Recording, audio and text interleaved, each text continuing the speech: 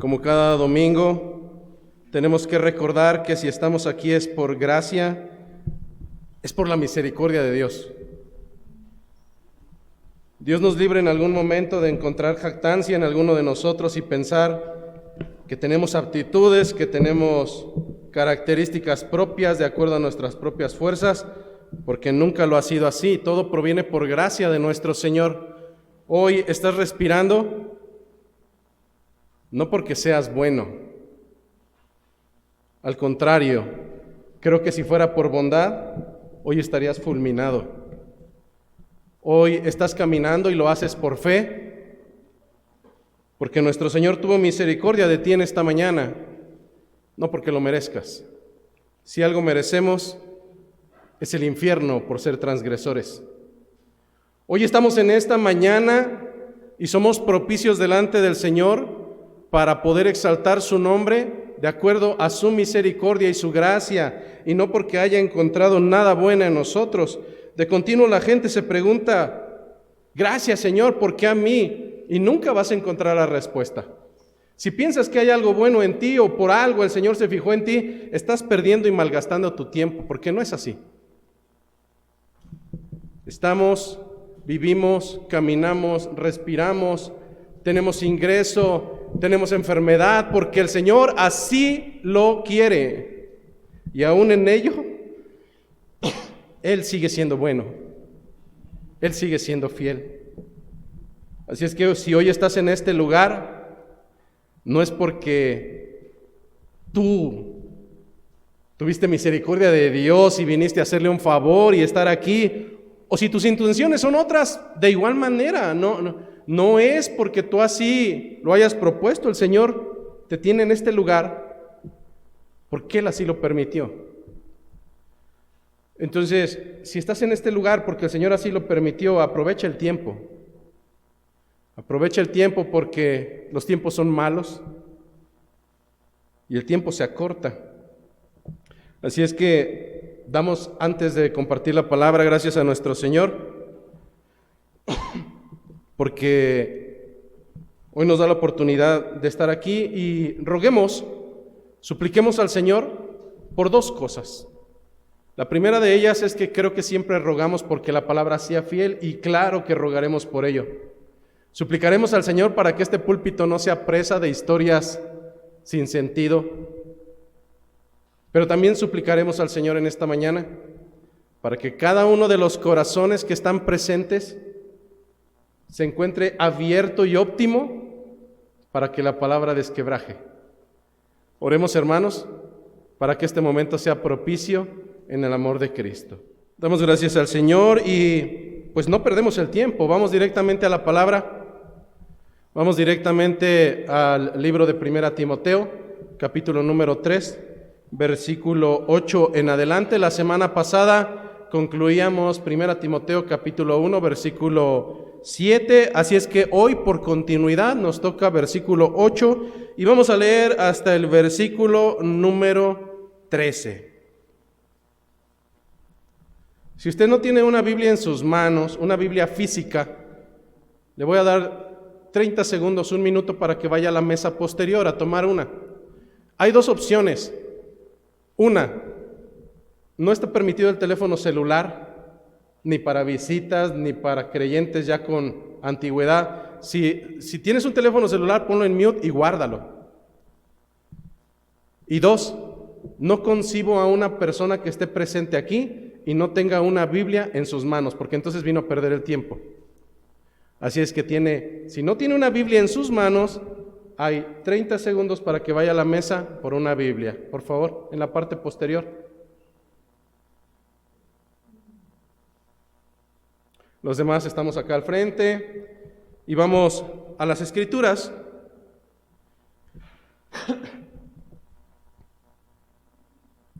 Dice la palabra de nuestro Señor en esta mañana, en el nombre del Padre, en el nombre de su amado Hijo y en el nombre de su Espíritu Santo.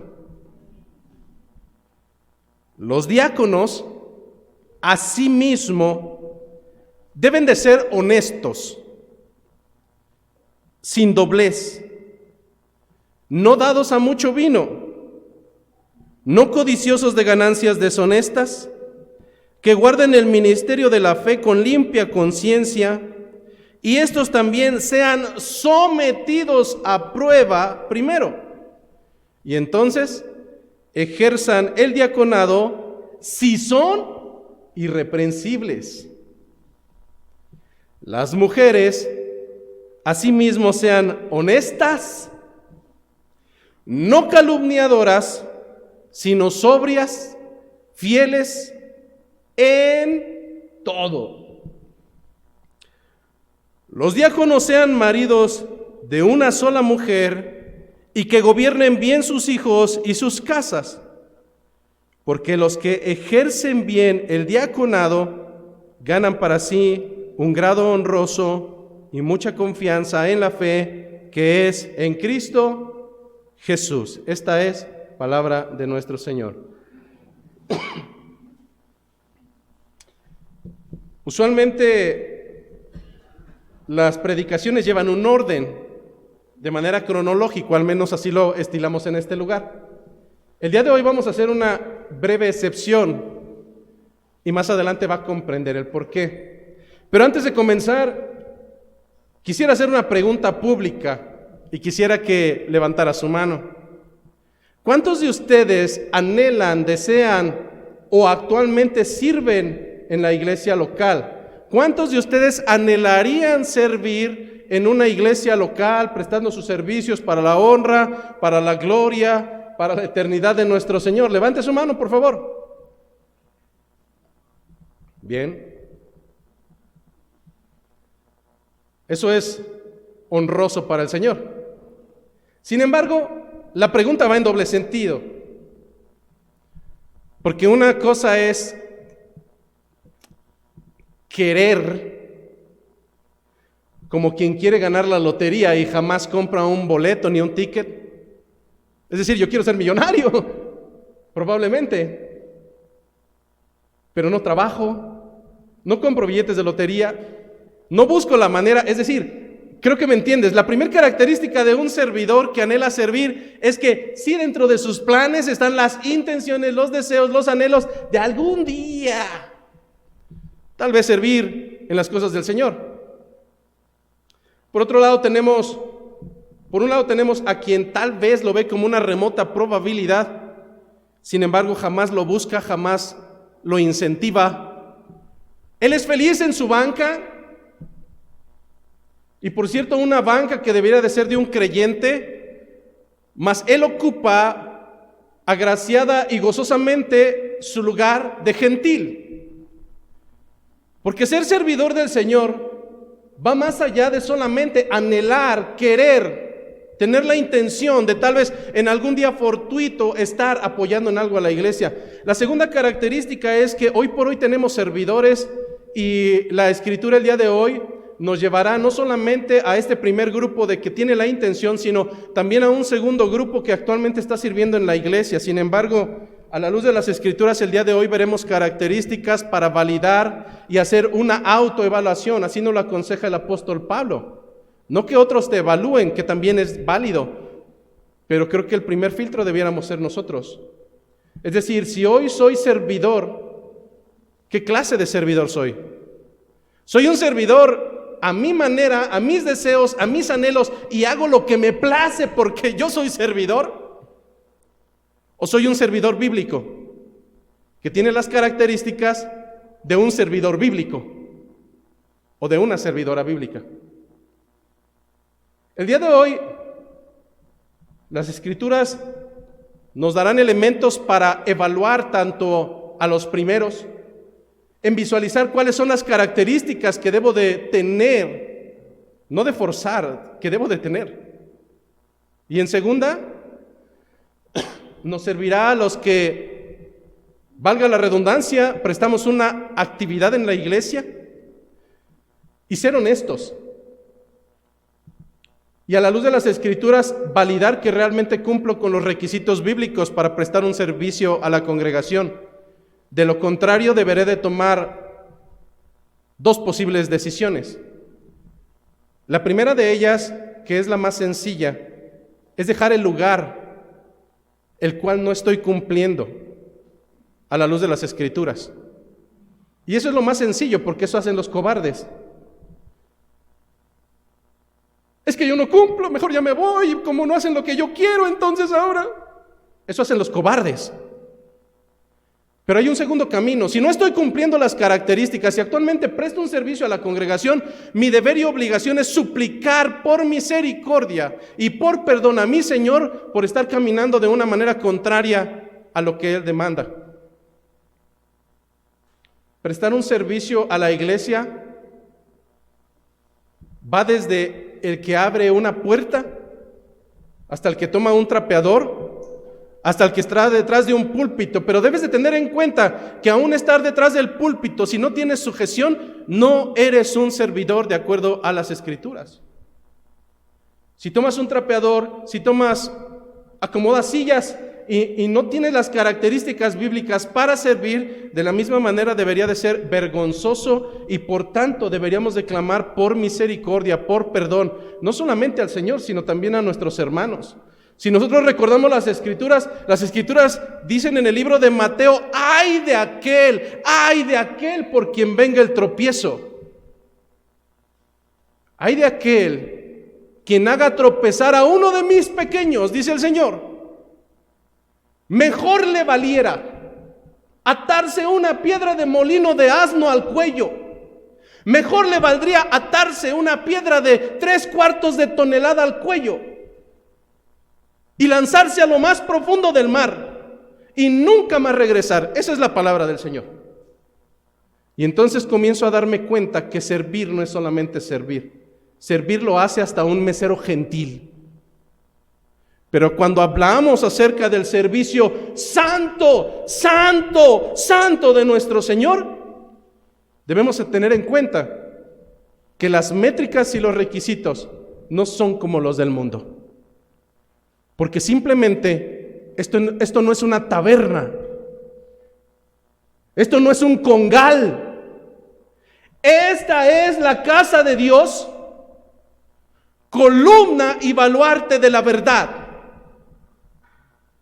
Esta es la casa de Dios vivo y por tanto los servidores deben de ser como es el Señor, santo, santo, santo.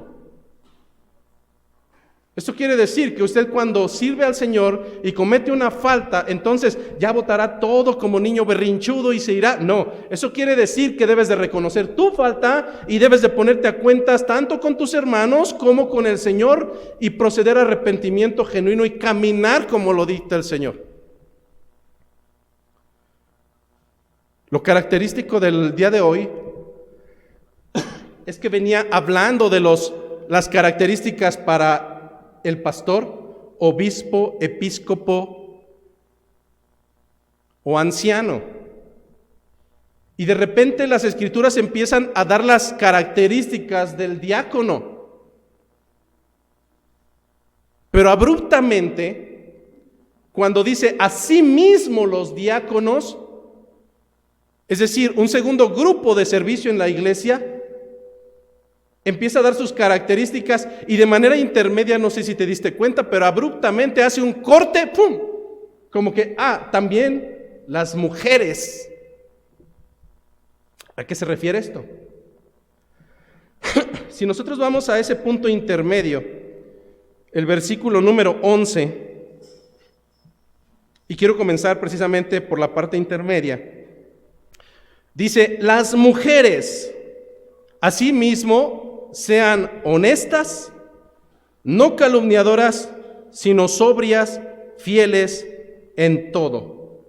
4 características: honestas, no calumniadoras, sino sobrias y fieles en todo. Más adelante ahondaremos en ello.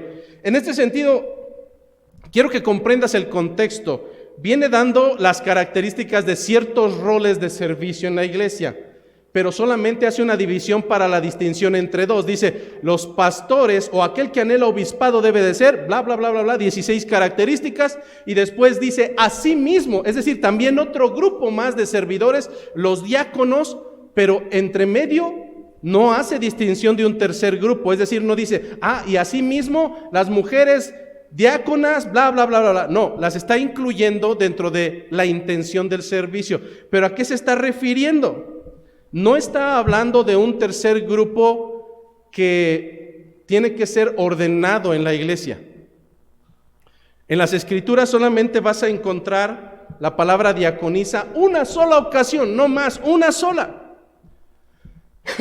¿Dónde la vas a encontrar? En el libro de Romanos capítulo 16, versículo 1. ¿Qué es lo que dice ahí?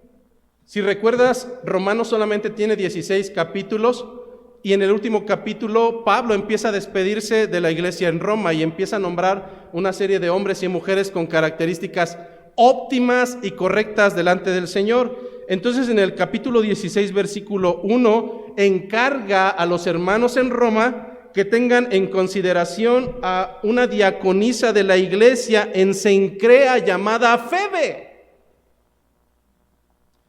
la cual dice Pablo que ella ha ayudado mucho e incluso lo ha ayudado a él mismo. ¿Quién es esta mujer? ¿A qué se refiere? Si nosotros regresamos al contexto del texto bíblico de Primera a Timoteo, tenemos diferentes opciones del modelo que está hablando Pablo a Timoteo. La primera probabilidad es que está hablando de las mujeres en general, lo cual no es correcto. Por tanto, descartamos esta primera opción. Es decir, es cierto que todas las mujeres de la iglesia deben de ser honestas, no calumniadoras y sobrias y fieles en todo, pero en este segmento está hablando de un contexto de mujeres específicas que están enfocadas hacia el servicio de la iglesia. Por tanto, no se refiere a las mujeres en general, aunque implica que las mujeres de la iglesia deben de tener estas características. Si no se refiere al contexto general de las mujeres, ¿a qué se refiere? Una segunda opción es que se esté refiriendo a las esposas de los diáconos. Sin embargo, en las iglesias actualmente tenemos diáconos y tenemos esposas que son de carácter un poco más tranquilo y no precisamente quiere decir que las esposas de los diáconos tengan que servir en la iglesia. Esto sería como decir que yo que tengo autoridad en la iglesia, por tanto mi esposa tiene autoridad en la iglesia. No sucede así. No sucede así. Por tanto, quitamos del listado la probabilidad de que esté hablando Pablo al genérico de las mujeres, quitamos la posibilidad de que esté hablando a las esposas de los diáconos y nos queda una tercera opción, y es que Pablo está hablando a aquellas mujeres de un caminar recto que contienen estas 4 características y que prestan un servicio dentro de la iglesia y que durante el resto del fundamento bíblico no encontraremos nombramiento para ellas.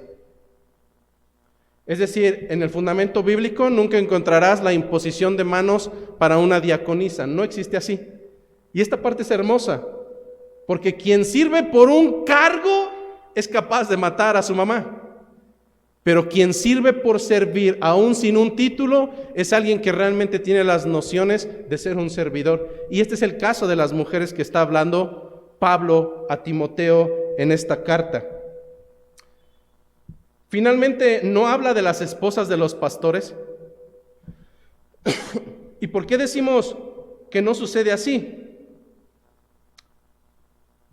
¿Por qué podemos decir que no es un tercer grupo, que no es un grupo al cual se le va a dar un nombramiento? Si nosotros recordamos 1 Timoteo capítulo 2, versículo 12, la semana pasada y antepasada, Pablo hablaba acerca del comportamiento de las mujeres en la iglesia. Y específicamente en 1 Timoteo capítulo 2, versículo 12, nos dice que no permite a la mujer ni enseñar ni ejercer autoridad sobre los hombres. ¿Te das cuenta? No podemos hablar de una mujer diaconisa que tiene autoridad dentro de la iglesia porque eso vendría a chocar totalmente con la enseñanza bíblica. No podemos tomar un texto aislado y generar una doctrina, no sucede así. No me puedo imaginar, por poner un ejemplo, no sé, es solo un ejemplo, la hermana Amalia, poniéndosele al tiro tal vez al hermano Ernesto y diciéndole, ¿qué te pasa? Así no van las cosas y si no te gusta mejor me voy. No, eso es impensable y es vergonzoso.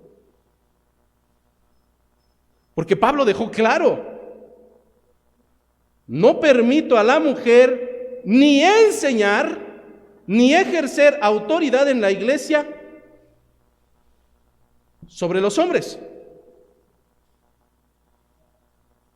En este sentido, si una mujer que va a servir no se le da la autoridad ni de enseñar, ni de ejercer autoridad sobre los hombres, entonces no estamos hablando de un nombramiento, no estamos hablando de una posición de autoridad, estamos hablando de una posición tan hermosa de alguien que tiene noción, intención, pensamiento y corazón de servir sin recibir nada a cambio. De un tipo de mujer que realmente es honorable delante del Señor, que es honrosa. En este sentido, hermanos, entonces, ¿de qué tipo de mujer estamos hablando? Estamos hablando de una mujer que sirve en alguna actividad en la iglesia, sin importar cuál sea esta, y que debe de cumplir ciertos requisitos. ¿Cuáles son estos requisitos? Si nosotros vamos al texto central, solamente abarca cuatro características, solamente 4. Pero algo bien hermoso es que las escrituras se complementan. Y entonces no solamente Pablo da consejo a Timoteo acerca de las 4 características que debe de tener una mujer que sirve en la iglesia, sino que el libro de Tito, unos libros más adelante, menciona 10 características que debe de tener esta mujer. En el libro de Tito lo menciona como las ancianas. No está hablando de las mujeres grandes de edad, no está hablando de las mujeres que tienen canas, porque el sinónimo de tener canas, incluso en los hombres, no es sinónimo de sujeción. A veces conocemos hombres o mujeres que tienen canas y parecen escuincles berrinchudos, que no se sujetan y que hacen lo que les place y que no tienen características de un servidor de Dios. Pero dice el libro de Tito capítulo 2 versículo 3, vamos ahí. Si el día de hoy nos vamos a las 6 de la tarde por no terminar, no se preocupe. No es cierto. Libro de Tito capítulo 2 versículo 3 en adelante dice: las ancianas asimismo sean reverentes en su porte, no calumniadoras, no esclavas del vino, maestras del bien, que enseñen a las mujeres jóvenes a amar a sus maridos y a sus hijos, a ser prudentes, castas, cuidadosas de su casa, buenas. La siguiente característica es complicada: sujetas a sus maridos, para que la palabra de Dios no sea blasfemada. Wow, 10 características. Las mujeres que prestan servicio a la iglesia y que no tienen un título per se o en sí mismo, deben de ser, 1, reverentes en su porte. Primer característica, ¿qué significa ser reverente? La mujer reverente es aquella que es respetuosa. ¿Qué es una mujer respetuosa? Es una mujer que incluso si dicen algo que no le parece, se calla la boca y espera el momento sabio para poder hablar con sabiduría. La manera contraria de una mujer reverente es una mujer irreverente. Una mujer irreverente es aquella que dicen algo que no les parece y parece que le prendieron el cohete. ¿Qué le pasó, hermana?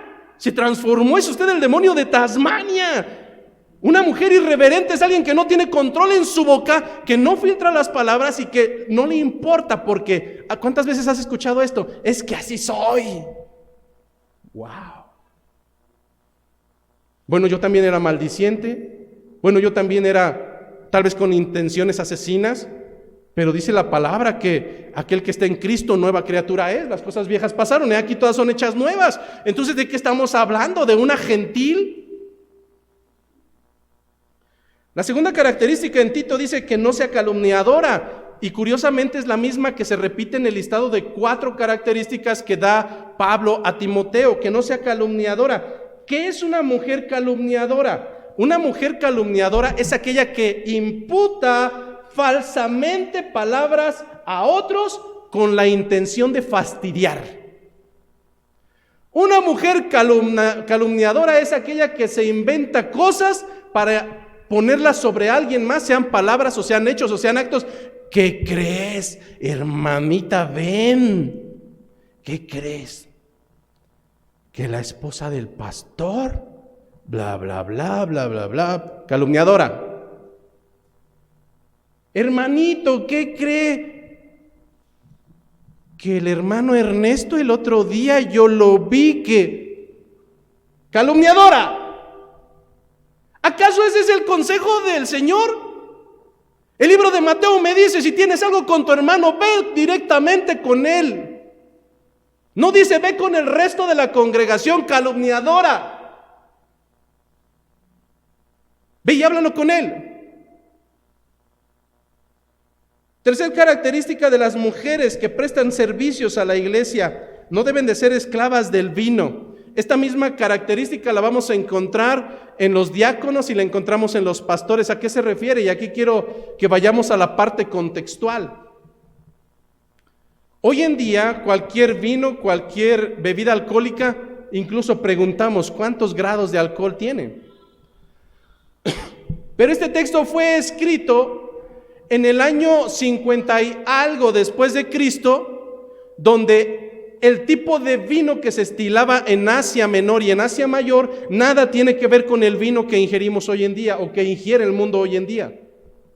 Aquí estamos hablando de frutos que son fermentados, porque el alcohol se inventa sino hasta el siglo medio, y por tanto no podemos estar hablando de algo que tiene alcohol, sino de una bebida de fruta fermentada. ¿Alguna vez ha probado el tepache? El tepache no tiene alcohol, pero es un fruto fermentado. Si usted toma cantidades grandes, como que empieza como a ver borroso, medio marearse, pero no lo llevará a perder el control. Estamos hablando del tiempo de Jesucristo, donde no es el mismo vino que hoy ingerimos. Estaríamos hablando de un tipo de bebida que fue fermentada, pero que no te causa estragos. Aún con ello, Pablo está diciendo que las mujeres que dedican a dar un servicio en la iglesia y los hombres que se prestan como diáconos en una iglesia no deben de ser dados a mucho vino, pero está hablando de un jugo. ¿Te das cuenta cómo tontamente hoy los teólogos de Facebook empiezan a decir, no, pues es que ahí no dice que esté prohibido? Sí, mi rey, pero está hablando de otro tiempo. El alcohol todavía no era una realidad en las bebidas embriagantes. ¿Te das cuenta el cuidado que está teniendo? Dice que deben de ser maestras del bien, no del mal. Dice que estas mujeres, por cuanto tienen estas características en Tito, deben de enseñar a las mujeres jóvenes a cómo chismear, a cómo hacer despedazar hogares. No está diciendo eso. Está diciendo que deben de enseñar a las mujeres más jóvenes a amar a sus maridos y a sus hijos. Y aquí viene otra característica de la soberbia de los que servimos cuando nos dan un consejo. Es que pensamos que todos los hermanos están confabulando, que saliendo del culto van a sus casas y se ponen a escribir en libretas cómo me van a fastidiar la vida, y no sucede así. Entonces cuando llegan y me dan un consejo, tronó el cohete. Hermanita, yo quisiera decirle, a mí no me diga nada, a mí no tiene que... ¡Wow! ¿Acaso seré realmente una servidora con esas características? No lo creo. Y si no soy una servidora, entonces ¿qué soy? Una vergüenza para la iglesia. Es que nadie me escuchó. ¿Y qué te importa? ¿Te escuchaste tú misma? Hermanos, de veras, a veces tenemos el servicio a la iglesia como algo menor. Les voy a echar la mano a trapear. No. Te voy a decir que debes de cumplir características claras. En ese caso le pago al primer briago que pase por la calle y que venga a trapear, al fin que el servicio para el Señor, pues ¿qué importa? No es así. No es así, hermanos. Y quien de ustedes piense que servir al Señor es cualquier baratija, está equivocado. Porque no es así, y jamás será así, y nunca ha sido así. Servir al Señor es un honor. Servir al Señor es buscar ser irreprensible, irreprochable, no un hijo de vecindad. Pero continúa el listado. Dice que deben enseñar a las jóvenes a cómo amar a sus maridos. Es decir, deben de ser consejeras. Y deben de enseñar cómo ser prudentes. ¿Qué es ser prudente? Prudente es pensar las cosas antes de abrir mi bocota. Pensar si lo que voy a decir o a hacer va a ser de beneficio o edificación para mis hermanos en Cristo o para la iglesia. Y cuando filtro eso, trato de decir las palabras con la misma intención, pero con otras palabras que no sean hirientes. Pastor, es que usted está bien gordo y tiene una panzota. ¡Wow! ¡Qué prudente eres! ¿Te das cuenta? Pastor, le traje unos productos bien interesantes que le van a ayudar en su salud, le recomiendo. Es lo mismo, ¿no? Pero unas son palabras sumamente imprudentes y otras son palabras que buscan una intención con prudencia. Un servidor, no solamente una servidora, un servidor debe de ser prudente. Hermanos, cuidado con lo que abren su bocota. Cuidado con lo que dicen a los demás. Le vuelvo a recordar que hay de aquel que sea de tropiezo. Tendrá que vérselas con el Señor. Tienen que ser prudentes, tienen que ser castas. ¿Cómo puede ser casta una mujer casada? Es que la palabra casta se traduce como aquella que se abstiene de actos sexuales ilícitos. Una soltera es casta porque se abstiene de situaciones sexuales ilícitas, es decir, una soltera no puede tener intimidad. Bueno, las de la calle sí, las rameras sí, las cristianas no. Actos ilícitos sexuales. Bueno, lo que pasa es que si usted se divorció, en primero no estuvo bien, pero si lo hizo por falta de conocimiento y ahora vive en unión libre, usted está en pecado, porque no es casta, está en una relación que es ilícita sexualmente, está cometiendo pecado. No puede servir. Si usted es casada y tiene... Cuando una mujer sirve a la iglesia se acabó. Mis amiguitos del trabajo. Usted tiene un amigo y debe de ser el mejor y es su esposo.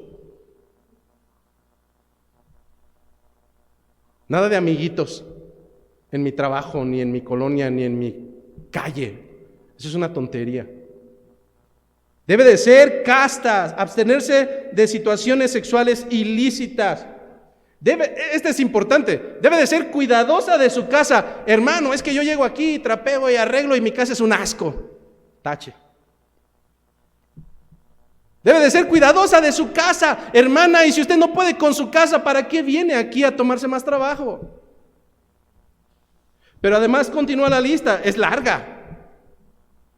Deben de ser buenas, es decir, su naturaleza debe de ser tendiente a hacer lo correcto. Deben de ser sujetas a sus maridos. Pastor, ¿y si yo no tengo marido? Bueno, usted debe de respetar a los varones de la iglesia y buscar consejo en el pastorado o en el diaconado, que aún todavía no existe. Pero el hecho de no tener un marido en casa, por cualquier razón, no te da derecho a saltarte las trancas y hacer lo que te plazca en gana. No es así. La sujeción, hermanos, la sujeción es la primera característica de un servidor de Cristo. Un servidor que no aprende a sujetarse es un servidor que no sirve absolutamente para nada. La palabra dice: aquel que quiera venir en pos de mí, tome su cruz, niéguese a sí mismo y sígame. No dice: haz lo que te venga en gana. Sujeción, sujeción, sujeción. Cada predicación que yo doy aquí, antes de que se exponga en este lugar, tiene que ser revisada por alguien más. Tendremos que hacer lo mismo con los coordinadores, porque su trabajo es venir y coordinar, dar lecturas bíblicas, no es dar enseñanza, hermanos. Jamás ha sido ese su trabajo. Pero cuando no hay sujeción, entonces algo anda mal, hermanos. Algo anda ahí mal. O tengo problemas auditivos, o realmente quiero hacer lo que me place. Entonces la mujer que presta un servicio a la iglesia debe de estar sujeta a su marido, y si no lo hay, debe de estar sujeta a la iglesia para que la palabra de Dios no sea blasfemada. ¿Qué sucede? Si una mujer es sumamente espiritual, pero hace lo que le place, ¿qué es lo que va a suceder? Vecina, ¿ya vio? Esa que dice que es cristiana. Mírela, todos los días con su faldota larga y su Biblia. Y aquí le grita a su esposo, hace lo que quiere, bla, bla, bla, bla, bla. Es más, se pone al tú por tú como camionero. ¡Wow! No, no eres sierva del Señor, eres una vergüenza para la iglesia y una vergüenza para el Evangelio, para Cristo nuestro Señor. Las características para estas mujeres no son fortuitas. Hermano, y si a mí no me gusta una de ellas, póngase al tiro con el Señor. Porque toda la Escritura es inspirada por Dios. Y es útil. Bla, bla, bla, bla.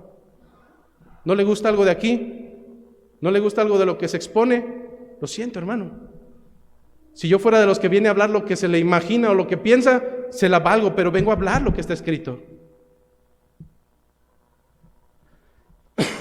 Así es que son 10 características en el libro de Tito y 4 en el libro a Timoteo, que sean honestas, es decir, que actúen rectamente, que digan la verdad, que no sean calumniadoras, que no anden de chismosas, que no imputen falsamente la palabra sobre alguien más o actos sobre alguien más, que sean sobrias, es decir, que sean moderadas, que tengan dominio propio al actuar, al hablar. Pero sobre todo dice Pablo a Timoteo que estas mujeres que sirven en la iglesia sean fieles en todo. ¿Qué significa fidelidad? En todo. La fidelidad se traduce como firmeza, como constancia. Y si me dice que la mujer que sirve en la iglesia debe de ser fiel en todo, es una mujer que debe de ser firme y constante en todo, en sus ideas, en sus obligaciones, en sus compromisos. No puede ser una vela de dos vientos. No puede ser una mujer de doble cara, una es en la iglesia y otra en su casa, o viceversa. Si es creyente, debe de ser creyente 365 días al año, 24 horas al día, 7 días a la semana. Porque de lo contrario, una mujer que actúa de una manera en un lugar y otro en otro, usualmente o se le llama actriz o se le llama hipócrita. Pero no creo que ustedes sean actrices. Entonces, el servicio en la iglesia no es solamente, yo quiero, no. Tiene características, por cuanto nuestro Señor es un Dios santo. Si sirviéramos a un mequetrefe, te la valgo, pero estamos sirviendo al Rey de Reyes, al Señor de los Señores, al Alfa y el Omega, al principio y al final. No podemos ser inconstantes. Pero entonces, ese fue el punto intermedio. ¿Qué pasa con el resto? Nos dice el texto central, los diáconos asimismo deben de ser honestos y empieza una serie de características, en total son 7 características, pero vamos a ver de qué se trata todo esto, qué es un diácono, a qué nos estamos refiriendo. ¿Acaso nuestro hermano que nos apoya acomodando las sillas es un diácono? Sí y no. Por eso vamos al contexto. Inicialmente el concepto de diaconado se traduce como servidor, literalmente servidumbre. El original, el griego, se traduce como un servidor, la servidumbre. El uso que se le dio en los inicios de la iglesia primitiva fue un uso genérico. Y entonces podemos tener algunos ejemplos cómo es que Pablo se presenta constantemente como Pablo servidor de Jesucristo, o como Pablo apóstol de Jesucristo, o como Pablo servidor de los hombres, porque él se consideraba a sí mismo como un servidor de Dios para anunciar el evangelio de Cristo. Nosotros encontramos, no lo busqué, 1 Corintios capítulo 3, versículo 5, un texto muy conocido. Pablo pregunta a los hombres de aquel lugar en Corinto, ¿qué pues es Pablo? ¿Quién es Pablo? ¿Quién es Apolos? Porque los habían llevado a un nivel más alto. Pablo, Apolos, wow. No, Pablo dice, bueno, ¿quién es Pablo? ¿Quién es Apolo? Y él mismo dice, servidores, es decir, servidumbres, es decir, un chacho, es servidumbre por medio de los cuales ustedes habéis creído, y eso según lo que cada uno concedió el Señor. Es decir, yo no lo busqué. Fue un llamado del Señor y Él me lo dio. Si yo lo sirvo, dice Pablo, es porque el Señor así lo decidió. Pero posteriormente, Pablo también se determinaría a sí mismo como siervo de los hombres. Este no fue el sentido que se mantuvo en la iglesia primitiva. Posteriormente cambia la función precisamente a través de los mandatos de Pablo en 1 Timoteo y se suma una función particular, como una función particular, un ministerio eclesial, algo asociado siempre a los pastores. Nosotros podemos encontrar precisamente cómo es que en 1 Timoteo, capítulo 3, encontramos primero las características del pastor y posteriormente de su espadachín, del que siempre va a estar a su lado, del que siempre lo va a estar ayudando en labores que no corresponden al pastorado. Pero ojo aquí, ¿qué sucedería si tú trabajas para una empresa y tú eres el gerente? Y tienes un coordinador, como lo hay en cualquier empresa. Imagínate que tú eres el gerente y hay un coordinador. Eso sucede en recursos humanos. Hay una gerente, habemos coordinadores y hay personas operativas. ¿Qué pasaría? ¿Qué pensaría la gerente de recursos humanos o el gerente de recursos humanos si llega un día y te ve sentado como coordinador en su lugar? Es que nada más son 10 minutos. Te saca de las greñas o le habla a seguridad. ¿Qué pasa si ese gerente de repente ve que estás usurpando sus labores? Oigan, pásenme la información para el reporte. No, yo ya lo hice, ya lo presenté. ¿Qué? Es que las descripciones de puestos son muy claras. Una descripción dice qué es lo que debe de hacer el gerente, qué sí debe de hacer, qué no debe de hacer, y también dice qué debe de hacer un coordinador y qué no debe de hacer un coordinador. Pero cuando uno se entremete en el lugar del otro, eso es un desacato total. Entonces, por eso Pablo empieza a dejar claridad. Pero interesantemente, ¿dónde es donde surge esto? ¿Surge con Pablo? No, surge desde el libro de los Hechos de los Apóstoles. Los grandes teólogos concuerdan que es ahí donde surge. Vamos a buscar Hechos de los Apóstoles, capítulo 6, versículo 1 al 6.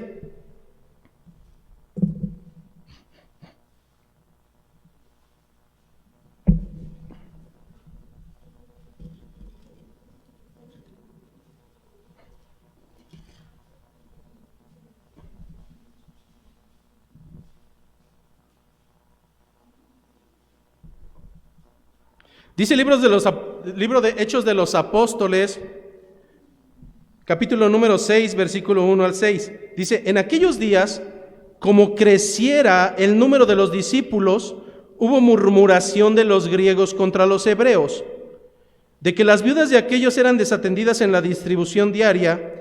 Entonces los 12, es decir, los encargados, los apóstoles, convocaron a la multitud de los discípulos y dijeron, no es justo que nosotros dejemos la palabra de Dios para servir las mesas.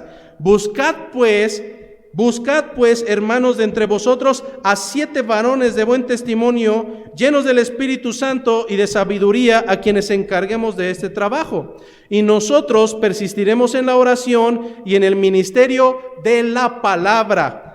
Agradó la propuesta a toda la multitud y eligieron a Esteban, varón lleno de fe y del Espíritu Santo, a Felipe, a Prócoro, a Nicanor, a Timón, a Permeas y a Nicolás, prosélito de Antioquía, a los cuales presentaron ante los apóstoles, quienes orando les impusieron las manos. La imposición de manos es un nombramiento oficial. 7, solamente 7. Entonces nosotros vemos que el contexto de poner a alguien a servir no es, hoy en día es bien vergonzoso en las iglesias cristianas, ponen en Facebook, si tocas bien el bajo o algún instrumento, ven a un casting, porque estamos armando un grupo cristiano. Bueno, y si va mi amigo el Cacharpas, que ni creyente es, pero toca bien el bajo y hace el casting y toca bien, ¿lo incluyes? Ellos sí lo van a incluir, nosotros no.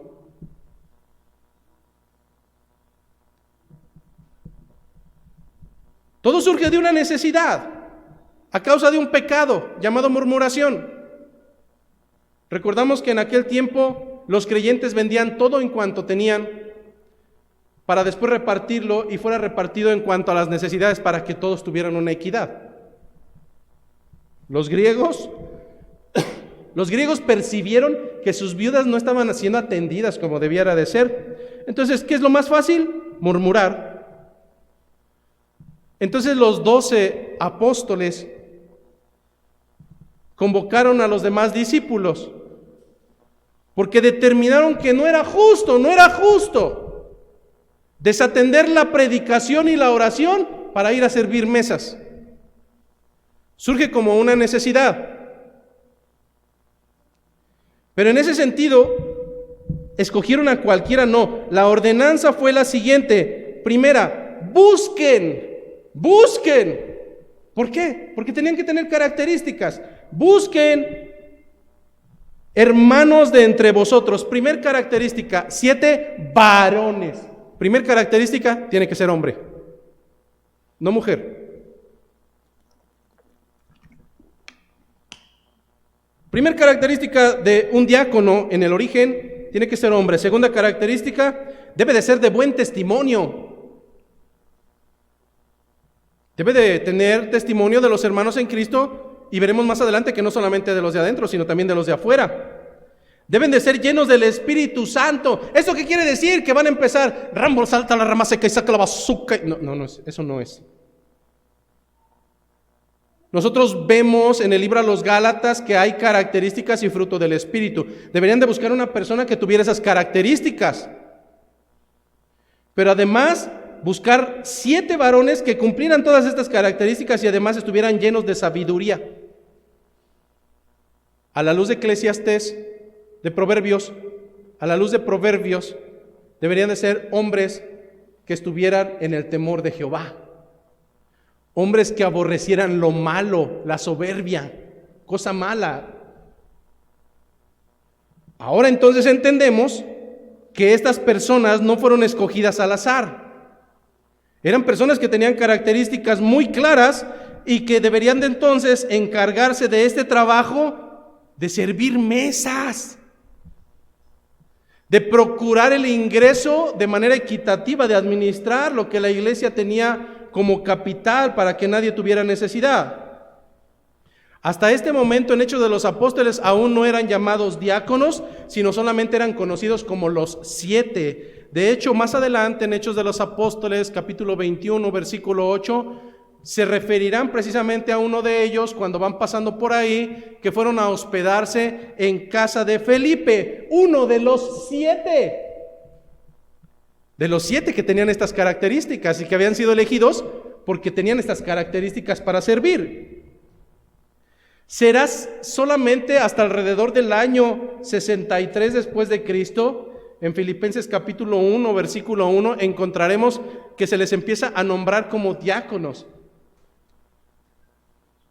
Pablo nombra y dice: Pablo y Timoteo, siervos de Jesucristo, y todos los santos en Cristo Jesús que están en Filipos, con los obispos y con los diáconos.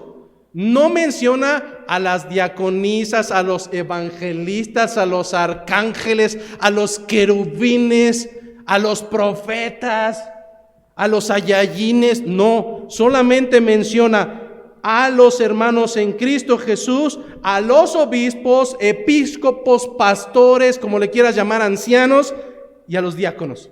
2 posiciones de trabajo en la iglesia, no más. No mencionó a las mujeres diaconisas, no las mencionó. No mencionó a otro tipo de trabajo. Ahora la pregunta es, entonces, ya vimos de dónde surgen, ya vimos cuáles son las características que deben de tener a la luz de Hechos de los Apóstoles. Ahora lo importante es quiénes son, qué hacen. Y con esto vamos a ir perfilándonos para poder concluir. Dice 1 Timoteo capítulo 3, versículo 8 en adelante. Los diáconos asimismo deben de ser honestos, sin doblez, no dados a mucho vino, no codiciosos de ganancias deshonestas, que guarden el ministerio de la fe con limpia conciencia. Después nos vamos hasta el versículo 12. Los diáconos también deben de ser maridos de una sola mujer y deben de gobernar bien a sus hijos y a sus casas. La palabra con la que empieza dice los diáconos a sí mismo. ¿Cómo que a sí mismo? Bueno, es que acababa de terminar de hablar de los pastores y de las características que deben de cumplir y debemos de cumplir. Dice, asimismo, como diciendo, entonces también los diáconos deben de cumplir características. Asimismo, los diáconos, al igual que los pastores, deben de tener vidas moldeadas a través del Evangelio. No solamente deben de creer, deben de vivir el Evangelio, deben de amar el Evangelio. Entonces hay una distinción. Pero lo más interesante es que de las características que da de los diáconos y de los pastores, solamente hay una que es diferente. Una sola. Al diácono no se le exige que sea apto para enseñar. Por tanto, la tarea de un servidor no es pararse detrás del púlpito y traer enseñanza.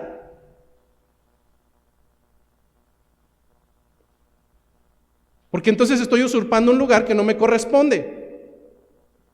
Y estoy haciendo una actividad que no se me tiene permitida. En este sentido, hermanos, la palabra no exige que los diáconos sean aptos para enseñar.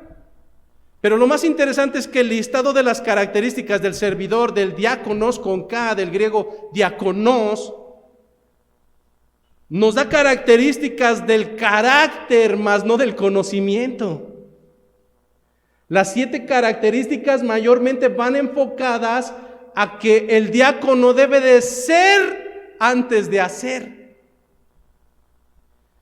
Por tanto, el diakonos, del griego diakonos, es un sirviente.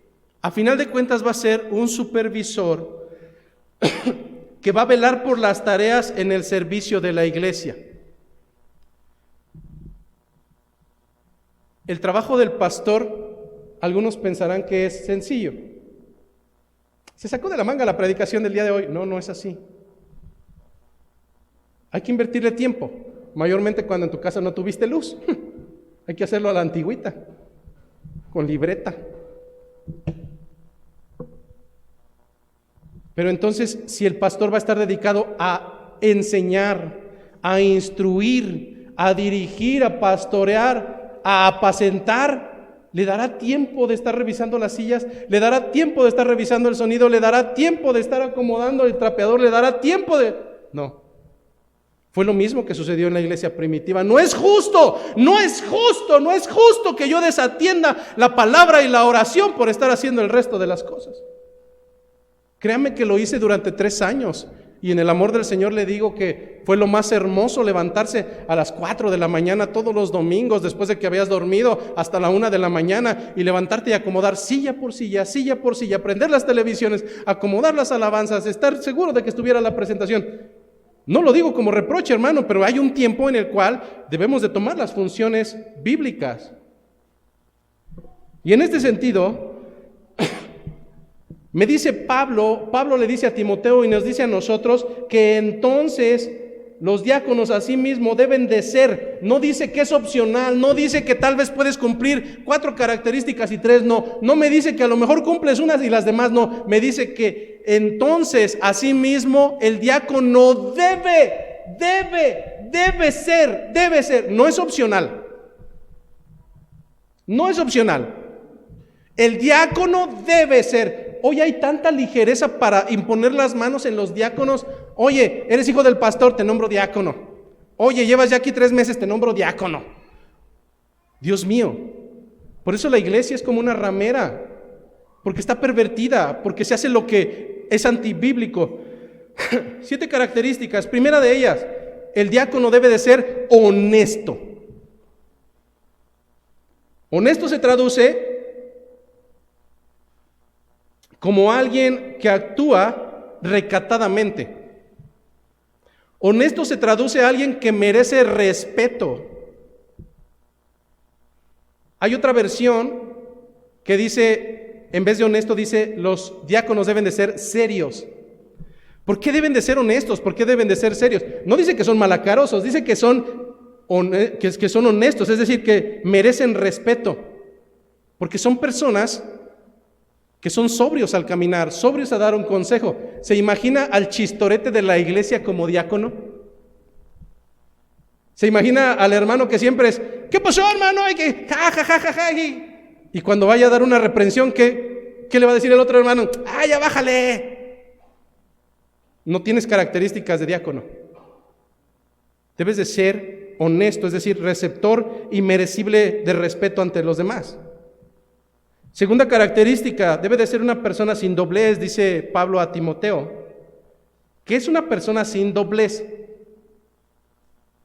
El libro de Mateo lo traduce como: tu sí debe de ser un sí y tu no debe de ser un no. Un diácono es aquel que dice: pastor, nos vemos en su casa a la medianoche. ¿Y qué cree que sucede? A la medianoche ya lo tengo en la puerta. Pastor, nos vemos ahí al 10:59 y al 10:59 está ahí. Pastor, voy a orar por los hermanos. ¿Y qué cree que va a hacer? Va a orar por los hermanos. Porque su sí es un sí y su no es un no. Va a ser una persona que cuando le den una noticia y él le pidan su apoyo y él diga no, va a cumplir con el no.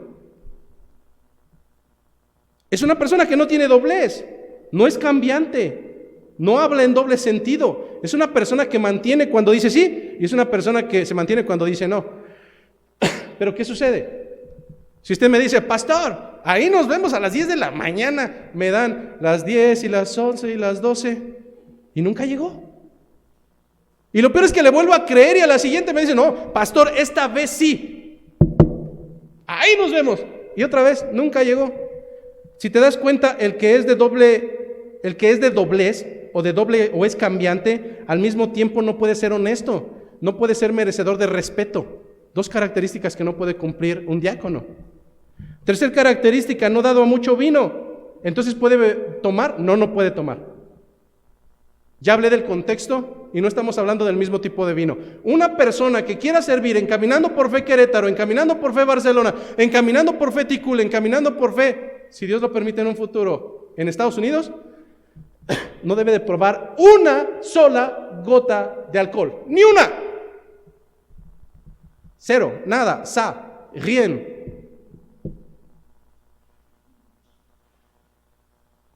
Pero además dice que la persona que quiera ser diácono o que es diácono no debe de ser codicioso de ganancias deshonestas. ¿Qué pasa? Lo vemos en Hechos de los Apóstoles, de que se estaban haciendo cargo de repartir lo que se había juntado en la iglesia, cierta parte de lo que se había juntado en la iglesia. Y si fuera un hombre codicioso, ¿qué va a suceder? Una para ti, tres para mí. ¿Qué pasó con Judas? Era un hombre codicioso y era el que tenía la bolsa y era el que extraía para su propio bien y fue el que fue capaz de vender a Jesucristo por 30 monedas. Por tanto, un diácono no puede ser codicioso de ganancias deshonestas. Quinta característica: que guarden el ministerio de la fe con limpia conciencia. ¿A qué se refiere esto? Que guarden el misterio de la fe. Cuando Pablo se refiere al misterio de la fe, se refiere a la verdad revelada del Evangelio. Luego entonces, el diácono debe de ser una persona que guarde ese misterio de la fe con una conciencia recta, con una conciencia y con un entendimiento de que esto es importante, de que esto es lo mejor que nos ha pasado y de que debe de ser respetado a diestra y a siniestra. Sexta característica: debe de ser marido de una sola mujer. Lo hablamos la semana pasada en las características para el episcopo. Por testimonio, no puede haber un diácono que tenga segundas nupcias. ¿Por qué, hermanos? ¿Porque es malo haber conocido la verdad del Evangelio una vez que ya me había divorciado? No. Estamos hablando de que tarde que temprano, tanto el pastor como el diácono deben de ser irreprensibles, irreprochables. ¿Qué sucederá cuando alguien detrás del púlpito tenga un segundo matrimonio y lo haya hecho después de conocer al Señor? Va a ser reprochable, porque con conocimiento hizo lo que no debería de hacer. Última característica: que gobierne bien a sus hijos y gobierne bien su casa. De la misma manera que el pastor, no puedes con tu casa y quieres echarte más compromisos. Tus hijos dan cuenta de que no hay un pastor No hay un sacerdote en su hogar. La conducta de tus hijos da cuenta de que en vez de ser papá y mamá son dos mamás porque uno es afeminado y no toma el lugar que le corresponde y no se faja los pantalones. No puede servir a la iglesia. Tus hijos dan cuenta de que no hay disciplina en tu hogar y no hay una administración de la palabra. No eres apto para servir en la iglesia. Tengo que ser honesto, hermanos.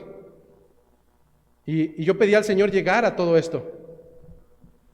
Porque entonces, sabiendo ahora las características de los servidores, o nos ajustamos a las características de los servidores, o nos dedicamos a otra cosa. Pero si como servidor del Señor mi casa no refleja que soy un sacerdote, sino que soy un afeminado en mi hogar, mejor me enfoco primero a mi hogar, aunque el servicio de la iglesia se quede vacío.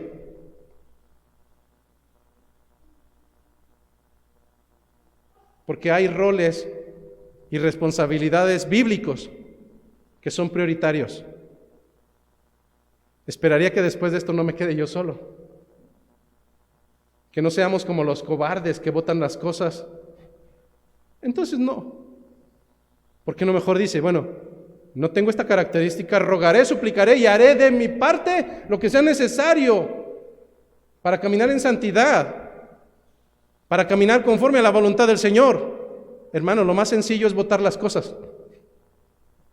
Eso lo hacen los cobardes. Pero una y otra vez yo encuentro en las Escrituras que se nos insta a ser valientes, a esforzarnos, a buscar las cosas santas.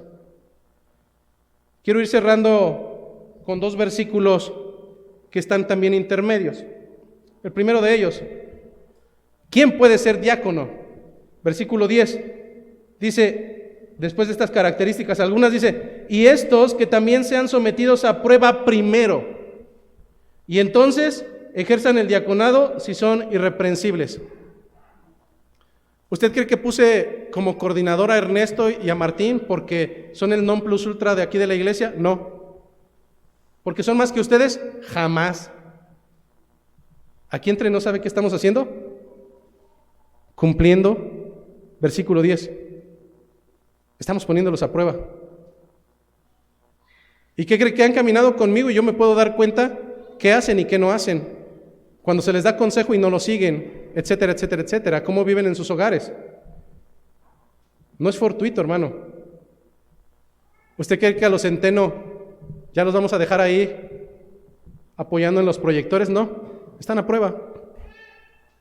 Así como han estado otros que han dejado el trabajo, otros que han dejado botado el trabajo. ¿Usted cree que el hermano Lino está atrás porque es el mejor? Está a prueba. A la primera de cambio que haya comentarios de los hermanos de que el hermano es así, así, así. ¿Usted cree que la hermana Amalia, hablando acerca de las mujeres que sirven, el mismo ejemplo lo puedo poner con Alba, con Rebeca, con mi esposa que están allá, el mismo ejemplo lo puedo poner con los que llegan a poner las sillas, el mismo ejemplo lo puedo poner con cada uno de los que pone una mano aquí? ¿Acaso creen que son mejor que los demás? No, están a prueba. Tienen que mostrar frutos del Espíritu, tienen que mostrar que son irreprensibles. Para tener un nombramiento, no, para tener la honra y la dicha de servir al Señor aún cuando yo no tengo un nombramiento, porque servir al Señor es el mayor privilegio que puede haber en cada uno de nosotros. Si trabajar para un diputado es lo mejor que te puede pasar terrenalmente, espiritualmente, servir al Rey de Reyes que está por encima de ellos es lo mejor que nos puede pasar en esta tierra. Van a venir tribulaciones, van a venir consecuencias, y ¿qué importa? Vendrá también algo importante, y con esto es, ahora sí lo que quiero finalizar. ¿Está mal que un diácono, que un servidor espere una retribución espiritual? Jamás. Pero es bien curioso que cuando le damos las gracias a uno de ustedes, a veces le decimos gracias, hermano Raúl, por el trabajo que nos ayudó. No, gracias al Señor. Espérese, hombre. No, también el servidor es merecedor de reconocer su trabajo, y no por eso es soberbio. ¿Cómo sabemos eso? Pues es que 1 Timoteo nos lo dice. Versículo 13. Porque los que ejerzan bien el diaconado, los que lo ejerzan bien, ganan para sí un grado honroso. ¿Es malo entonces que me den honra por mi trabajo en el Señor? No, no es malo, hermano. Creo que a veces peco de espiritual cuando digo, no, la gloria y la honra es para el Señor. Cálmese, hombre. Si nada más le estoy diciendo gracias. Pero me dice que los que ejercen bien el diaconado ganan para sí un grado honroso y además mucha confianza en la fe que es en Cristo Jesús. Primer característica, está hablando de los que lo ejercen bien, porque también habrá payasos y fantoches que lo hagan mal, y a los cuales les daremos las gracias en su momento si continúan y persisten. Pero los que lo ejercen bien, dice que ganan para sí un grado honroso. ¿A qué se refiere? Dice que los que lo hacen bien son dignos de respeto, son dignos de buena opinión. Oiga, el hermano Ernesto, ¿estará malo? ¿O estará mal que diga, qué buen hermano es? No, absolutamente no. Si digo lo mismo del hermano Martín, ¿estará mal? No, absolutamente no. Dice que si lo hacen bien, ganan para sí un grado honroso. Merecen respeto, merecen buena opinión, pero no solamente eso. Finalmente dice que ganan para sí mucha confianza en la fe, porque son alguien que vive el Evangelio, porque son alguien que lo refleja, porque son personas que tienen las características que hemos descrito el día de hoy. Pero si hermano, después de esta predicación, me doy cuenta que no estoy actuando bíblicamente. Pastor, ¿qué sucede si el día de hoy me he dado cuenta que realmente no soy un servidor del Señor, que he caminado de manera contraria, que estoy haciendo las cosas conforme a mí me placen? Pues solamente hay dos caminos a la luz de las Escrituras. O sigues caminando bajo tus concupiscencias, bajo tu propio pecado, bajo tu propia manera vana de vivir, bajo tus propios preceptos, bajo tus propios estatutos, y al final del camino tendrás condenación. O número 2, te arrepientes delante del Señor. Muestras evidencias genuinas de que has entendido la lección. Comienzas a caminar conforme a la voluntad de tu Padre. Y comienzas a darle gloria a Él. Pero no hay un tercer camino. O eres frío o eres caliente. Porque a los tibios los vomita Dios de su boca. Que la gracia, que la paz, que la misericordia del Señor esté con nosotros.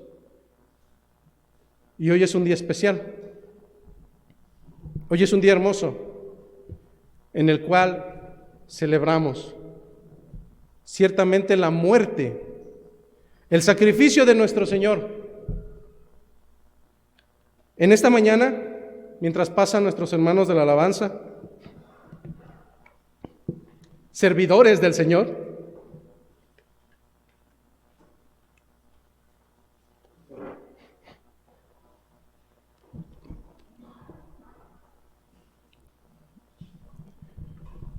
recordamos que cada domingo final de mes celebramos la Cena del Señor.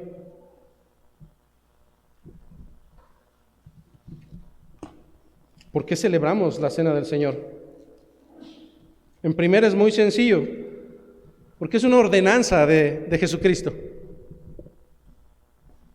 ¿Por qué es una ordenanza de Jesucristo? Hay dos ordenanzas importantes, solamente dos esenciales de Jesucristo. Una, bautizarse. No estamos hablando de cuando tú naciste, que te agarraron y que tú no sabías ni qué y que empezaste a llorar cuando un señor te echó agua. Ese no es el bautismo bíblico que mencionan las Escrituras. Respetamos algunas denominaciones cristianas que estilan esto fuera de contexto. pero no compartimos esa misma idea.